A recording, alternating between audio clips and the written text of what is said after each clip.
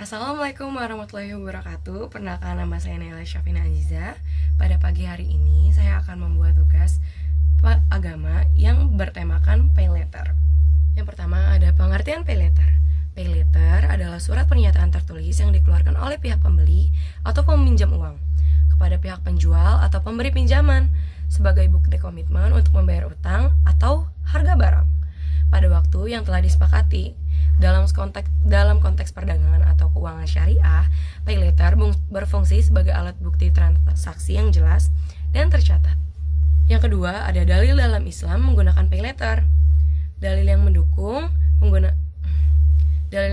penggunaan pay letter berdasarkan ajaran Islam adalah Al-Quran Surat Al-Baqarah ayat 282, menyuruh mencatat uang dengan jelas dengan saksi agar tidak ada keraguan di kemudian hari.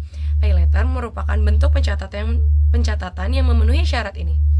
Lalu ada hadis dari Rasulullah SAW, jangan saling meminjam satu sama lain barang yang bernilai tanpa mencatatnya, kecuali jika waktu pembayarannya singkat. Riwayat Muslim. Pay letter menjadi bukti yang penting untuk menghindari perselisihan.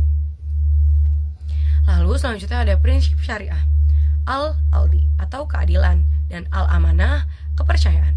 Pay letter melindungi hak kedua pihak sehingga terwujud keadilan dan terjaganya kepercayaan. Yang ketiga ada mekanisme pay letter. Yang pertama, persetujuan kedua pihak, pembeli dan penjual sepakat tentang barang atau jasa, jumlah uang dan waktu pembayaran. Yang kedua ada pembuatan pay letter. Ditulis secara tertulis, mencantumkan identitas kedua pihak, jumlah uang, tanggal, dan juga jatuh tempo, dan tanda tangan ataupun cap.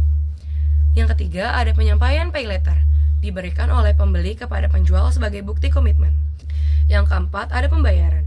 Pembeli membayar sesuai waktu yang tercatat di pay letter. Jika terlambat, kedua pihak dapat sepakat tentang tambahan uang atau bunga sesuai syariah. Yang kelima, penyimpanan bukti. Setelah pembayaran selesai, pay letter dapat dikembalikan atau dicatat sebagai lunas untuk menghindari kesalahpahaman. Yang keempat, ada hukum Islam menggunakan pay letter. Hukum Islam mengakui dan mendukung penggunaan pay letter dengan syarat-syarat tertentu. Yang pertama, harus sesuai prinsip syariat. Tidak boleh terkait dengan transaksi yang haram, misal penjualan barang haram ataupun riba. Yang kedua, harus jelas dan rinci. Semua isi pay letter harus terdefinisi dengan baik agar tidak menimbulkan keraguan. Yang ketiga, tidak boleh mengandung pemaksaan. Yang keempat, pembuatan pay letter harus bersifat sukarela dari kedua pihak. Yang kelima, pembayaran tidak boleh melibatkan riba. Jika ada keterlambatan pembayaran, tambahan yang diberikan tidak boleh bersifat bunga atau riba, melainkan sebagai kompensasi yang telah disepakati secara adil tanpa unsur penambahan uang karena waktu.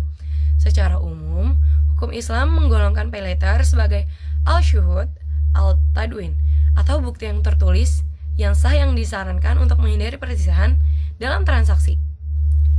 Oke, sekian, terima kasih. Itu adalah penjelasan dari saya dan pengertian dari saya tentang pay letter. Terima kasih. Wassalamualaikum warahmatullahi wabarakatuh.